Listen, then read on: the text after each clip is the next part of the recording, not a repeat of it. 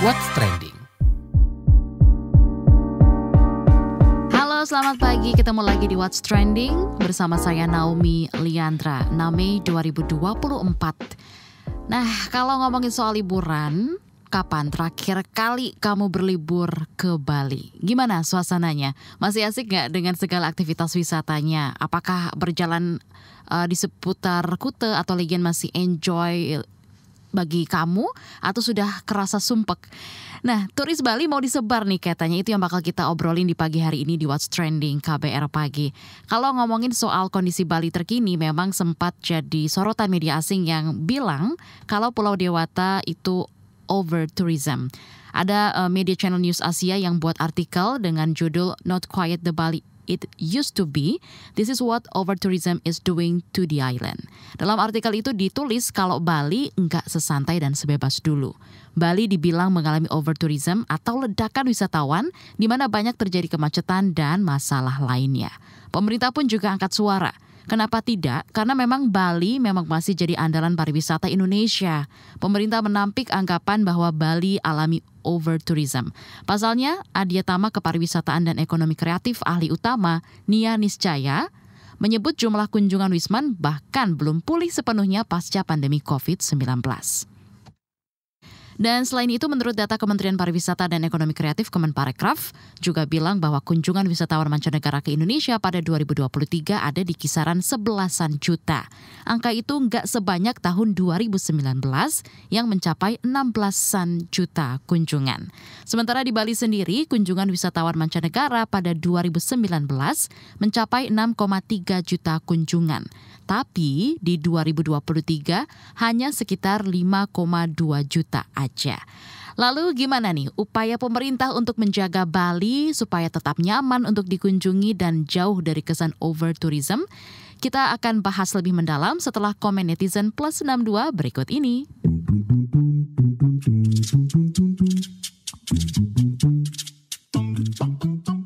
Yang pertama komentar @nya_xx. Sudah waktunya fasilitas publik di Bali perlu dikembangkan, bisa kereta, bus, atau lainnya dari bandara ke berbagai daerah di Bali agar memudahkan turis atau wisatawan lokal buat mengunjungi daerah lain dan tidak terpusat di Bali Selatan dan Tengah. Lanjut @mohxx. NTB, NTT, prospek ke depan harus dikembangin lagi. Lombok juga bagus, gak kalah sama Bali. Semoga ke depan pariwisata Indonesia bisa lebih maju atau berkembang lagi. Lanjut @dxx. Waktu pandemi COVID, Bali termehek-mehek gak ada turis. Pasca COVID, pludak. Bersyukurlah, Pemda memang harus siap dengan segala keadaan. Bali emang keren. Lanjut @yusxx. Harus ditingkatkan juga kesadaran terhadap pengelolaan sampah agar kualitas pariwisata ikut meningkat. @wirxx. Bali aman, ramah, adat dan budaya toleransi tinggi. Lanjut @balxx. Tugas pemerintah pusat memajukan daerah wisata lain di Indonesia bisa merata. Indonesia kaya. Yang terakhir @sudxx. Banyak salah, sepi salah. Kesempatan kita untuk memperkenalkan tempat wisata lainnya di saat mereka di negara kita. Masih banyak yang lain, Danau Toba, Yogyakarta, Lombok, dan lainnya. Kamu masih menyimak What's Trending KBR Pagi, saya Naomi Liandra yang lagi bahas soal turis Bali mau disebar. Menteri Pariwisata Ekonomi Kreatif Sandiaga Uno juga menganggap ramainya kunjungan di Bali merupakan hal yang positif. Namun ia menganggap perlu pengelolaan yang baik supaya wisatawan tidak menumpuk dan memadati segelintir lokasi saja. Pertama, Bali ini kembali lagi menjadi destinasi yang paling diminati oleh para wisatawan dan ini perlu kita syukuri. Nah, yang kemarin kita bahas di PBB adalah bagaimana menangani lonjakan wisatawan itu.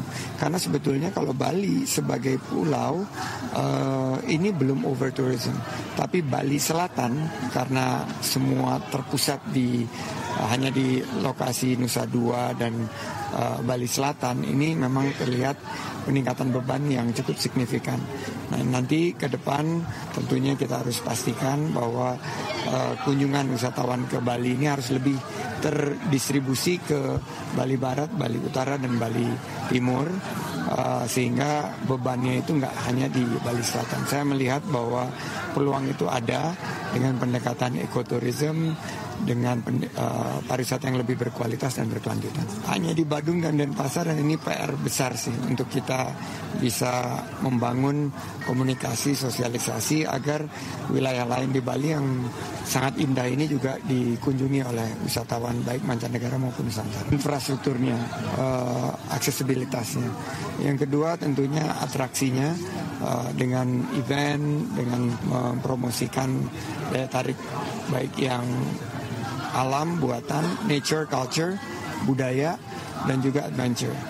Dan ketiga adalah kita membuat tema-tema untuk menarik lebih banyak kunjungan seperti 3B ya, Banyuwangi, Bali Barat ini sekarang mulai banyak diminati.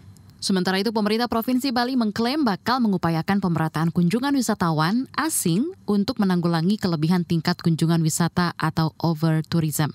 Kepala Dinas Pariwisata Bali, Cok Bagus Pemayun, mengatakan wisatawan asing akan disebar ke arah utara, timur, hingga barat. Tentu mungkin kalau dari sisi overtourism yang dimaksud mungkin ada beberapa terkonsentrasinya kunjungan wisatawan mancanegara ke Bali, terutama di Bali Selatan. Ini menjadi atensi kami untuk bagaimana pemerataan kunjungan wisman itu di beberapa kawasan pariwisata. Kami di Bali sudah menyusun pola perjalanan travel pattern untuk bagaimana kita akan distribusikan wisatawan kita arahkan untuk di Bali Utara, Bali Timur maupun Bali Barat, sehingga kesan overtourism itu tidak ada. Karena memang secara umum tadi Bu Nia sudah menyampaikan bahwa dari sisi kunjungan Bali belum pulih sekali sebelum pandemi. Karena kalau dilihat dari jumlah kamar yang tersedia 20 ribuan itu baru rata-rata 60-70% terisi secara efektif ya Bali. Tetapi di kawasan-kawasan tertentu, terutama yang di Bali Selatan ini di atas rata-rata di atas 90%, 80-90%. Kami di Bali pertama di Besakih kami sudah pembenahan destinasi dan akses menuju sana sudah kita benahi juga. Ini berkat juga dari Kemenparekraf membantu di dalam pembenahan tersebut.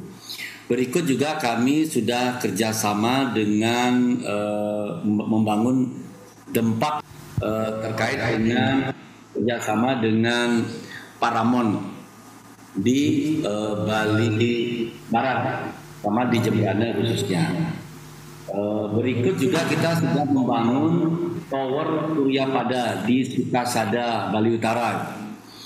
Dan itu sudah dari sisi aksesibilitas kami sudah shortcut menuju ke Singaraja itu sudah tahun ini sudah mulai rampung.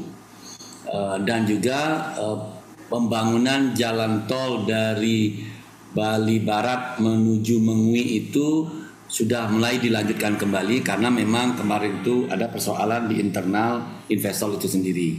Mudah-mudahan dengan atraksi yang sudah kita buat baru dan ada beberapa atraksi yang pembenahan termasuk aksesibilitas sudah kita lakukan terkait dengan overtourism ini bisa kita minimalisir. Apakah pemerintah sudah melakukan segala upaya untuk menanggulangi overtourism di Bali? Kita obrolin soal ini bareng Ketua Umum Komunitas Generasi Pesona Indonesia Genpi, Siti Khotijah yang akrab dipanggil Mbak J. Ini merupakan komunitas yang terdiri dari netizen yang punya ketertarikan pada bidang pariwisata. Mbak J, apakah sejauh ini memang ada daerah-daerah dengan jumlah kunjungannya yang gak merata di Bali? Dan daerah mana aja sih yang padat banget dan mana yang cenderung sepi? Baik, yang disebut sebagai overtourism di Bali ini memang tidak di semua daerah ya. Kita tahu bahwa keluhan dan jumlah wisatawan khususnya ini ada di pusat destinasi. Ini ada di Kuta, Seminyak, dan juga Canggu. Ini kan yang mendapatkan banyak keluhan dari para wisatawan. Tapi kalau kita lihat daerah lain, mungkin daerah Tabanan, Ubud, apalagi yang Bali Utara, Singaraja, lalu juga ini mereka belum bisa disebut sebagai overtourism dilihat dari jumlah wisatawan yang masuk ke daerah tersebut. Apakah upaya menyebar wisatawan bakal berhasil nih, Mbak J? Kalau menyebar wisatawan, saya rasa itu membutuhkan proses dan kita juga harus melihat pada ketersediaan destinasi sekaligus tren yang ada. Kalau kita lihat di 3 lokasi tersebut antara Kuta, Seminyak, dan Canggu, ini kan memang banyak sekali tempat hiburan. Lalu juga banyak sekali pusat-pusat destinasi wisata DTW yang ada di situ dan industri memang berkembang di sana untuk industri hiburan. Nah, kita cukup berbeda dengan karakter di daerah lain sehingga memang kalau dilihat ini dari jenis peminatan wisatawan memang memilih di daerah tersebut. Kalau misalkan mau disebar dan sebagainya, berarti harus ada pengembangan di daerah lain. Tidak bisa dengan konsep yang sekarang karena memang genrenya berbeda. Nah, gimana membuat wisatawan jadi tertarik ke daerah yang sepi itu, sementara mereka kan juga hanya tertarik nih ke tempat yang populer.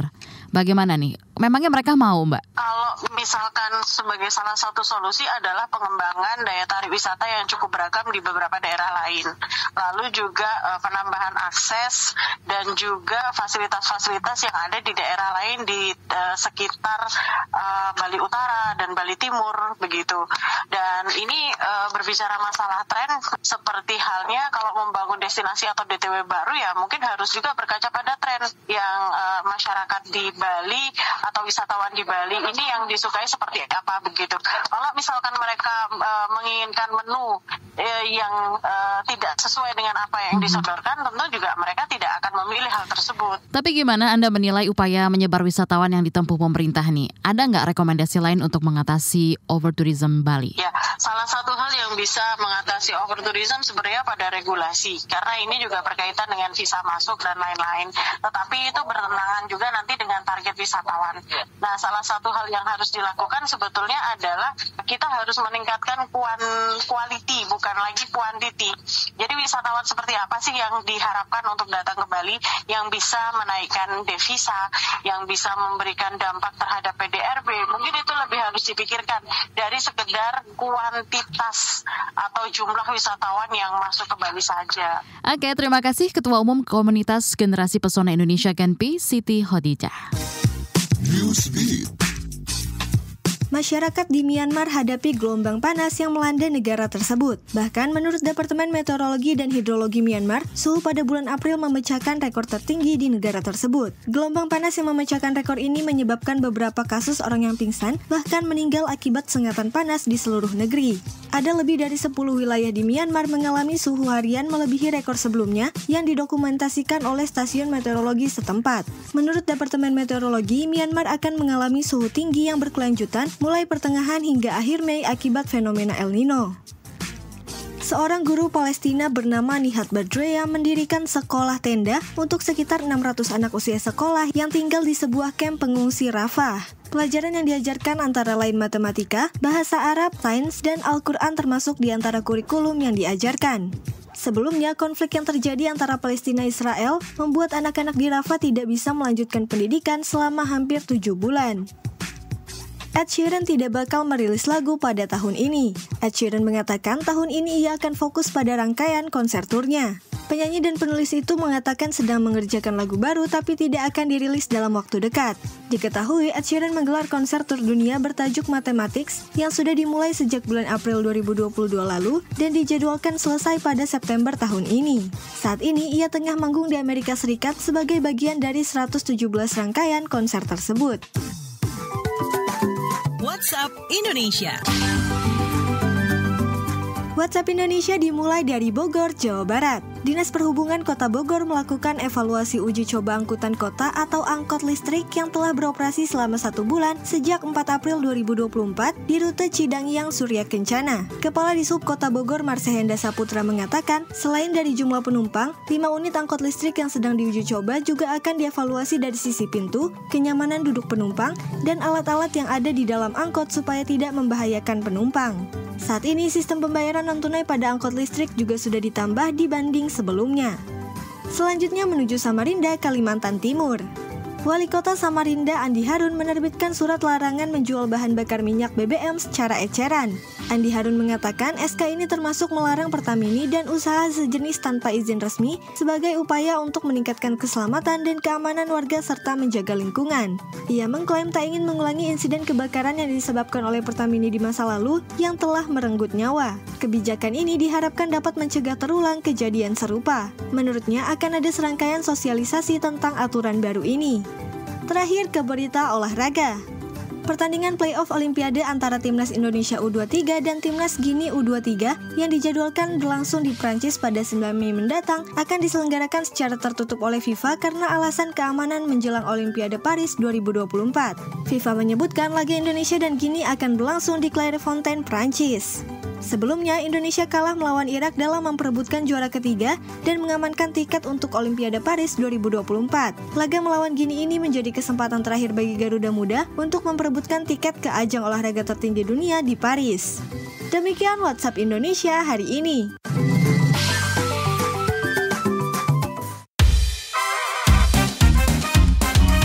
Kamu lagi dengerin podcast What's Trending.